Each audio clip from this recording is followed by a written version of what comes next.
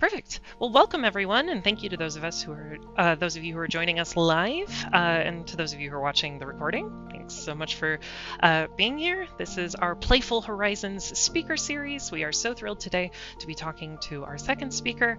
This is a series that Kenzie and I are going to be running all through this academic year, where we get to talk to emerging rock stars in the fields of game design and media studies, hoping that their work will inspire you, your making, and your own play and thinking about games. So without further ado, I am going to turn it over to Kenzie, who's going to introduce our speaker. And I'm PB, by the way. I'm an assistant professor here in the Media and Technology Studies program, in case you haven't met me yet. Kenzie? Perfect. Thank you. And I'm Kenzie Gordon, she, her pronouns. I am a PhD candidate and an instructor in Media and Technology Studies. And today we are so excited to have with us Michael Iantorno. So Michael is a game scholar in Concordia University's Communication PhD program. His research investigates video game histories, industry labor, and intellectual property law. His dissertation explores Super Nintendo preservation, reproduction, and hacking practices through a media archaeology lens. His research blends interviews, hands-on tinkering, and textual analysis to study informal video game technologies and practices. And in addition to his academic research, he also creates digital and pen and paper games.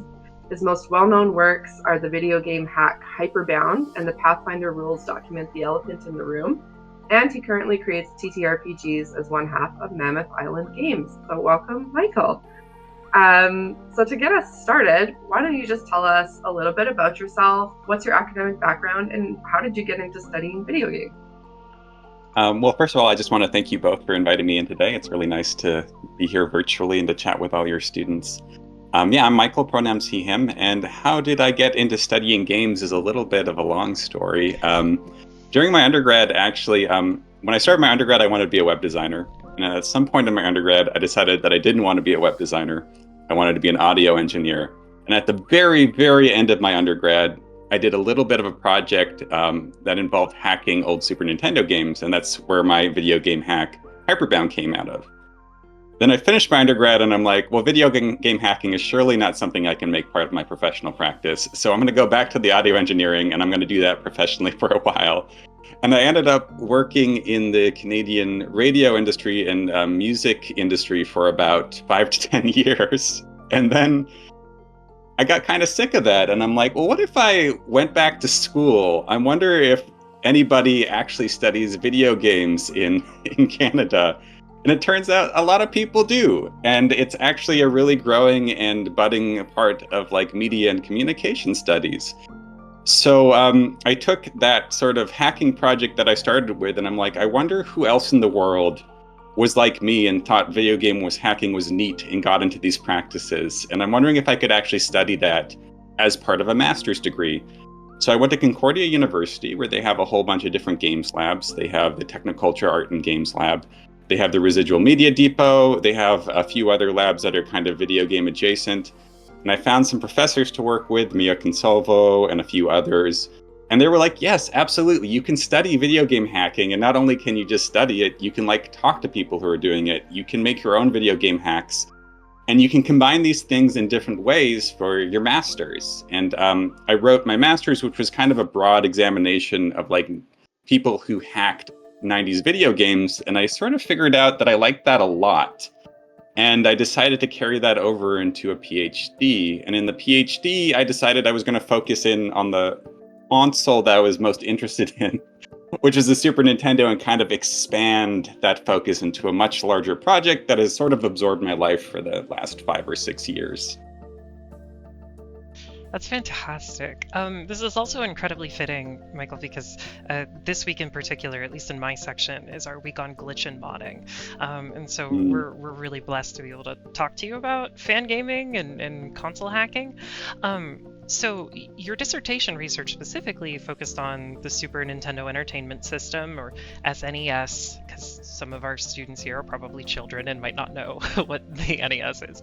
And that's a really interesting project in itself, and it's absorbed your life for the last 5 years. So do you want to tell us a little bit more about? about that and what got you interested in console history specifically? Yeah, so I've always had an interest in the Super Nintendo, and for folks who don't know, the Super Nintendo was Nintendo's second big commercial home console that they released in the 90s. And it's sort of known for a few things now. One, this sort of infamous kind of overblown console war that occurred between Nintendo and Sega in the 90s, where Mario and Sonic were mortal enemies, and they basically fought each other to make money for their respective companies. And we also know the console because its games have been released over and over again on different platforms. So you might have never held a Super Nintendo in your hands, but maybe you've played The Legend of Zelda: A Link to the Past, or Super Mario World, or Super Metroid on the Wii Switch Virtual Console, or another like digital interface, or maybe online through other means. So these are games, parts of the system have traveled forward. And I was interested in it for a few reasons. One, it was the first console I ever received growing up, so I have a very big personal interest in it. And then I got really interested working with physical game consoles as part of my work at the Residual Media Depot. And the Residual Media Depot is one of just a handful of institutions in Canada that kind of is a historical collection of video game hardware and boxes and ephemera. And when I found this place, and it's really nondescript, it's basically like a closet on the downtown Concordia campus, full of video games. You open it up and you're like, oh my gosh. And it got me interested in like physical devices, but also this idea that we can study video games as part of history. And really, I would say that the main way we study consoles this way is sort of through like kind of in an institution, we kind of look at it through an archival or a library lens where we collect these things, we catalog them, and we try to figure out ways to do kind of like library programming around them. But what I'm most interested in, actually, since I came from video game hacking, I'm like, that's all well and good, but what about the things that people do with these consoles that they weren't really designed for? So what happens when people mod a console? What happens when people take this console and say, hey, what if we made it a complete software application that mimics this hardware device so we can play these games on any platform? What if we hack these games to change their meaning, to change their graphics, to change their programming? What if we tweak these games and we see the limits of how fast we can play them with things like tool-assisted speedruns and stuff like that? So I really decided to kind of take my initial interest in video game hacking and see how we could kind of reconcile these informal user practices with these really corporate histories of video games. Yeah, that's so interesting. And like something we're talking about in our classes is that tension between game publishers like Nintendo and the actual experiences of people who play and make the games, right? And we know that right now, anti-developer, anti-hacker, anti-player practices, anything from layoffs to lawsuits against content creators, publishers kind of trying to knock emulators down, is becoming like a real problem for makers and for players. And a lot of this is tied up in questions of game preservation, right? There's lots of old games we can't even get legal copies of anymore. So given that you've done so much work on game hacking and preservation, what's kind of like the key things to know, I guess, that you could share with the students? So I think that if I had to like make a list of key things to know, at the top of that list, it would probably be the work of the Video Game History Foundation that's happening in North America right now. And they were recently petitioning the US Copyright Office for an exception to basically allow them to lend out games digitally as part of a library and archival effort. So essentially, copyright law right now says that you can't make digital copies of games for the most part. So if you're a library and you want to lend out digital copies of games that are out of circulation and you can't get anywhere else, that's illegal. And the Video Game History Foundation said, that's very silly, because basically what we're doing is we're taking a whole chunk of cultural history, games, and we're relying on corporations to basically preserve them themselves, which historically they haven't done. What corporations like Nintendo do is that they take a very small selection of the most popular and the most lucrative games, and they re-release them constantly. And the idea is that they're never stable. They'll open a storefront, say like the Wii storefront or the Switch storefront, and they'll sell a very select number of games for a very short period of time.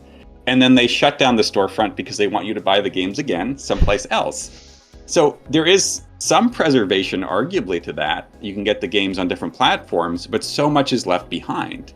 So the Video Game History Foundation was like, well, that's not good. We want to be able to archive these things. We want to make our own digital copies. We want to be able to lend them out to people, not just so they can experience them, but say, I'm a researcher and I want to study games that are not the most popular games on a console. Then I can go and get access to them.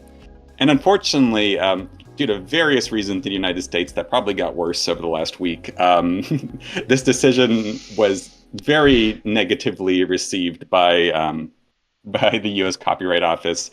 And they basically said, no, we think that this directly takes money away from game companies, so we don't allow this in any context whatsoever. So that's very upsetting, but this is where sort of the informal practices come in. A lot of the most active software preservation folks right now are like people who are not affiliated with institutions who are kind of doing this in a very ad hoc manner.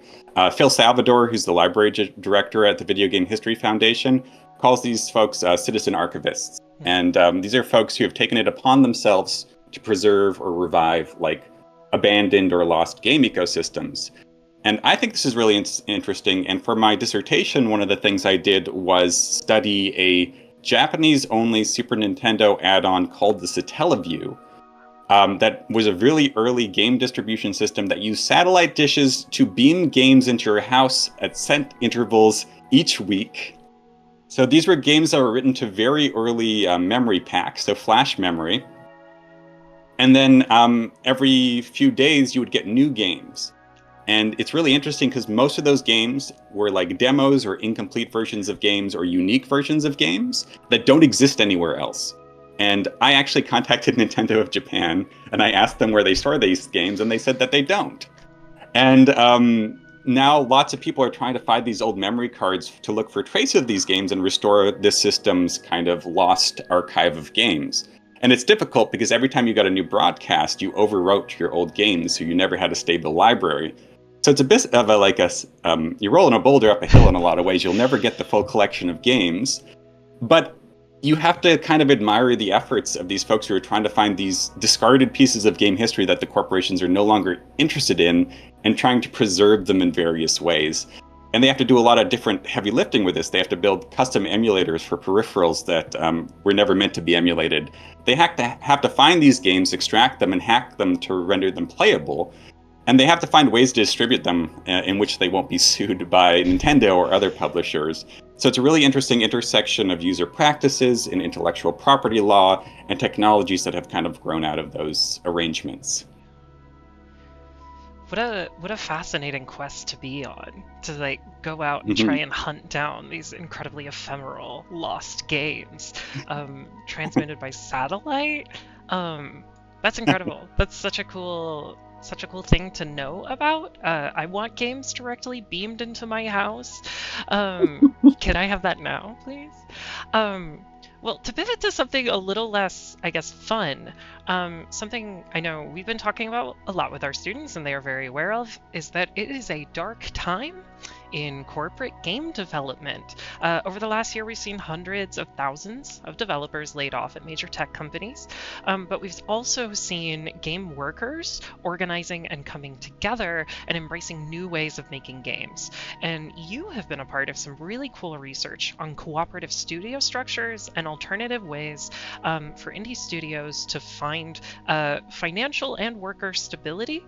So I'm wondering if, first of all, you could explain for our students who might not know, what is a worker cooperative? And if you could tell us what potential this kind of structure has for games development. And for those of you in my section, we're going to be reading Michael's piece on this, If You Don't Like the Game, Change the Rules, in a couple of weeks. So this will be a good preview for you. So ears up. Yeah, I'm so super glad you're reading that too. So worker cooperatives are businesses that are owned and democratically controlled by their members. So unlike some businesses which are very extractive in a lot of ways, the main purpose of a worker co-op is to provide sustainable employment for all its members. And if you wanted to contrast that to like other types of tech companies, those tech companies are typically owned by, like, say, an individual or partners or a larger group of stakeholders who make a lot of high-level decisions and tend to benefit more from the profits of that company than the workers themselves. So as an ideal, a worker co-op is meant to serve its employees and its community rather than an ownership group that is detached in some way. So assets are collectively owned and surplus earnings are shared accordingly to bylaws that are kind of written collectively by everybody who is part of the worker co-op. And importantly, co-ops are designed to benefit not just like the first people who like funded the business, but like everybody who's involved, including people that are hired down the line. So if you get hired at a worker co-op, you have the option to kind of opt in and become a full worker owner at some point. And I just want to add a couple notes to this. There are more than one types of co-op business classification. So worker co-ops are their own thing. They're different from other types of co-ops. And they really have started to emerge in Canada over the last few years. And I think a lot of it is in reaction to kind of the growing awfulness in the game industry in terms of layoffs and like really this strange sort of like almost financialization of like game studios. And people see it as like a potential way to solve some of the problems inherent in game studios. Like a lot of game studios operate like startups where like the goal is actually not to be a sustainable studio, is to produce enough that a big studio buys you and the people who originally founded the studio get a lot of money and then everybody else gets laid off, which is terrible, obviously. When a worker co-op, you actually can't really buy out a worker co-op because every person owns a piece of it. And you can't make that type of decision unless everybody votes in agreement with that type of decision. So everybody is a worker and everybody is an owner and they all have a say. And it's not just high-level financial decisions. A lot of the sentiment we heard from people wanting to start worker co-ops was that they wanted more creative control over the types of games they wanted to make. There's this kind of like hegemony that happens in game design. You gravitate towards certain models, you adopt certain structures, you would maybe adopt predatory practices because that's what the publishers want. That would make studios a lot of money. But with worker co-ops, we've seen a lot of people who like write their bylaws and are like, we're never going to use gambling mechanics in games. No one's ever going to open a loot box. That's part of our bylaws. We're never going to use AI to develop our games because we don't believe in AI and it's really pushed by a lot of folks, but we can kind of make it part of our underlying rules that we will never use those things. So it's an ownership thing and it's a creative thing and it's also a very hopeful thing. We did a presentation at GDC earlier this year and a lot of interest and a lot of hope towards like possible labor futures outside the normal kind of AAA and indie path. That's really exciting. It's amazing.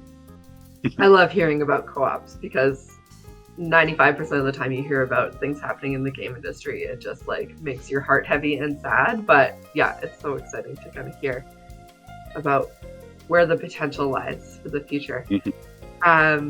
So to pivot again, I guess, to something else that I think is very exciting for lots of people in games, you're now starting a new project on game jams.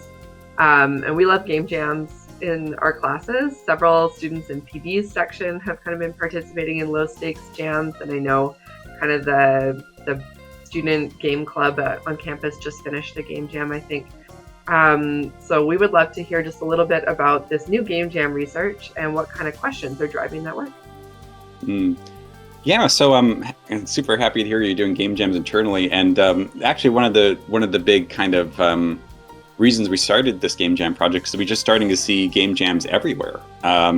So game jams originated kind of in like a strict form where it'd be like 2 or 3 days where people would get together and design games together. But we're learning that there's a lot of different types of game jams. They can be like one-day events, they can be month-long events, they can be in schools, they can be within companies using them internally. So we kind of had this question, is like, where is this cultural form of a game jam being used? And how is it being used specifically in the Canadian context?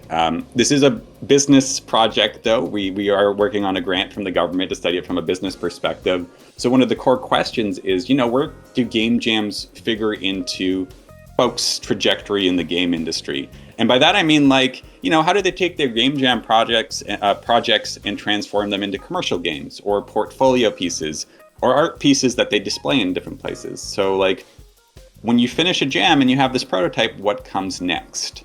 So for the project, what we're doing is we're interviewing a lot of folks who've gone through this process successfully. So people who have, started studios or gotten jobs because of their game jam projects. We're also talking to game jam administrators as part of a broader reflection on game jams as a cultural form. And we're trying to get some interviews with folks who work at studios and use game jams internally as kind of like a prototyping exercise and see what works for them. Because we often think of game jams as something that happens before commercial development, but people are kind of seeing it useful in a lot of different ways. So it's really this all-encompassing project. I'm only about halfway through the interviews for it, so I can't give you a complete, this is what we learned yet. But there's a lot of exciting possibilities, and we're learning that game jams have actually changed a lot over the last 5 years, especially since the early days of the pandemic. And there's a lot of different and cool and creative approaches, and there'll be a white paper for that sometime, so I can distribute that when it's done. Perfect. Well, we will look forward to seeing that. My students already know game jams are so my jam, and it's wonderful to hear that there are folks paying attention to the phenomenon and that it is proliferating in ways that are potentially productive and really interesting. So the last question we really wanted to ask is, in addition to studying video games, you are also a practitioner. You're someone who's been working in technology and media spaces for a while, and specifically you've made your own games and hacks, both for video games and for tabletop, which of course is near and dear to my heart. And you've even created modded and solar-powered Game Boys, and I want to make sure I'm getting that right. All of this is super exciting, and something we love to ask our participants is, especially given that you're currently navigating jobs and things like that, like how do you navigate your professional and creative identities? How do you make those things speak to each other? How do you conceive of yourself? And as someone who both studies and makes games, how do you see these things informing one another in your work? Well, I guess maybe the first disclaimer is, as an academic, my hobbies often get absorbed into my work, like many other folks. I always joke with other game scholars where they want to play games or do something game-related, and they're like, but can we get a paper out of it? Stop. Which is not a healthy, I'm not endorsing that, that's not a healthy I'm in this attitude. picture and I don't like it. But I do think like these practices, they inform my research in a lot of ways. And you mentioned a few things. I'll try to work through them one by one. I've sort of talked about a game hacking in a few different ways. It has led me to my PhD. It started as a hobby. But more like concretely, like by hacking video games, I'm learning technical knowledge about them that I find is useful for research and are things that a lot of other scholars don't engage with. And that's not to discredit other scholars. We all have our specialties, but it's something that I found that I can kind of gravitate towards and ground my research in. I also find that since I come from these creative communities, it lets me access information much more easily. So I know folks, I can interview folks. I have some credibility within these communities. So when I'm reaching out to a video game hacker, it's not like, oh, here's some stodgy academic who wants to talk to me about this project. They're like, oh no, it's a guy who made Hyperbound. Like I know I've played his game. So it gives you some connections there. And it you kind of combine those things and you gain a little bit of expertise that helps carry forward your research. So I found it really useful in my dissertation. I've actually used hacking tools to analyze games. I did an analysis of fan translations for Final Fantasy VI to see what they were about. And I reached out to a hacker I knew, and I made it so I could read 5 translations of the game simultaneously as I played it, and they were all different fan translations. And I was like, this is way better than playing through this game 5 times in a row, and all I needed was a few hacking skills, which was nice. So it's like, helps the methodology a lot, I find. And as someone who makes TTRPG content, one of the things that has really become important to me out of that is I always used game licenses to create my work. And I think the one that everybody knows would be Wizard of the Coast's Dungeons & Dragons open game license, which is a copyright arrangement which basically lets people develop content for the game without asking permission first. It's way more complicated than that, but I don't want to delve too deep into copyright law right now. But I knew how to navigate that system from designing within it. So when Wizard of the Coast made a terrible, terrible decision to change it, I had a lot of knowledge about it, and I wrote some articles about it. And I'm like, this is how it shapes game design. This is why the way it's designed is positive in some ways and negative in other ways. And this is, like how these changes will affect kind of creator cultures. So you can kind of take that practical knowledge that you have as a game designer, whether it's like technical skills or like knowledge of like the logistics of it, and you can apply that to your research, which I've tried to do. And as for the solar-powered Game Boys, I did not expect I'd be making solar-powered Game Boys when I started my PhD. I can point towards two reasons. One, I work with the very wonderful Alex Custodio over at Concordia, who wrote a book about the Game Boy Advance and is now researching handhelds in different contexts. And we also became part of a group at Concordia called the Solar Media Collective, which was like this interdisciplinary group that studied kind of solar technologies. So when you're in these interdisciplinary lab spaces, these kind of collaborations pop up, and I do feel like they're really special because I said I didn't know I was going to be doing this, but I'm really happy that I fell into it. And we took a whole bunch of Game Boys and we just modded them so they could charge in the sun. And then we thought, hey, this is cool. Why don't we formalize this process a bit, document it, and make it so anybody can do it? So we made tutorials, we ran it for classes, we did a couple workshops. And beyond just making a cool solar Game Boy, we found it was really useful for learning more about some of like the technical protection measures embedded within consumer technologies.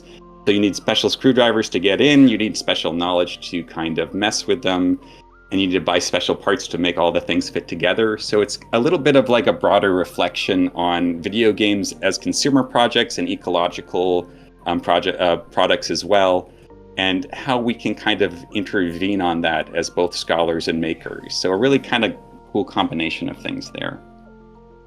What a incredible way to bring form and practice and all together. Thank you so much, Michael. This has been so insightful already. We're about to pivot to the live Q&A with those of you who are here in the audience.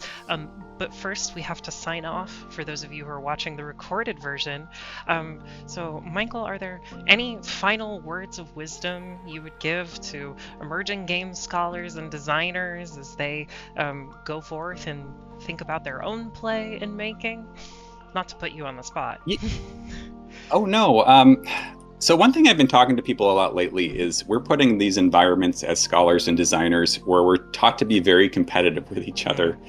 And I say, like, push back against that as much as you can, because I have met people in academia who I should ostensibly be competing with, and we both decided that we're just going to be friends and we're going to collaborate instead. Yeah. And the system will make you compete with each other at certain points, but why not have a good time until that happens? And you'll cultivate all sorts of, and leave yourself open to kind of embracing projects that you don't expect, because unexpected collaborations have been really important to me throughout my entire academic career. Fantastic. I think that's a beautiful note to end on and a really good sentiment for all of us. So with that then, be on the lookout for advertisements for our next event, which will be taking place next week with Rose Bighart O'Leary from the University of California, Irvine, and more speakers to follow. For those of you watching the recording, thanks so much, and we'll see you next time.